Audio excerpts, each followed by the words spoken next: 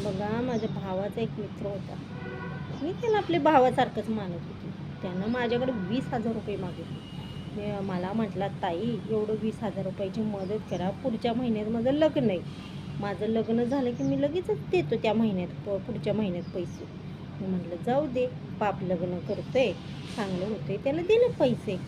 हां, त्याने नाही का काय केलं, पुढच्या महिना गेला, 1 वर्ष गेलं, त्यानं अजूनपर्यंत त्याने पैसे आणून दिले नाही.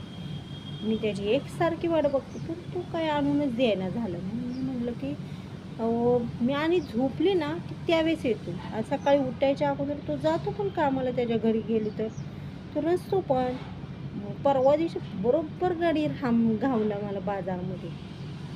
मला बघून तो चळा चळा चळा कापायला लागला. मी म्हटलं, त्याची बायको म्हटली, काय हो झालं तुम्हाला?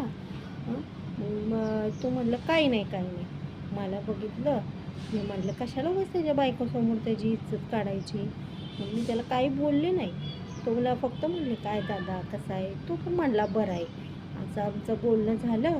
तिथनं मी निघाले. मी निघता निघता फक्त एवढंच म्हणले त्याला, काय रे ही कोण आहे? मागच्या वेळेस जी बायको वहिनी दाखवली होती ती कुठं गेली? आज 8 दिवस झाले त्यांच्या घरात कच्चा कच्चा कच्चा भांडायचा आवाज येतोय. मला काय करायचं, मी असं कुणाच्या भांडणात पडत नसते. जाऊ दे तिकडं, लोकांच्या भांडणात कोण पडणार? त्यांचं ते बोलून घेऊ ते पैसे.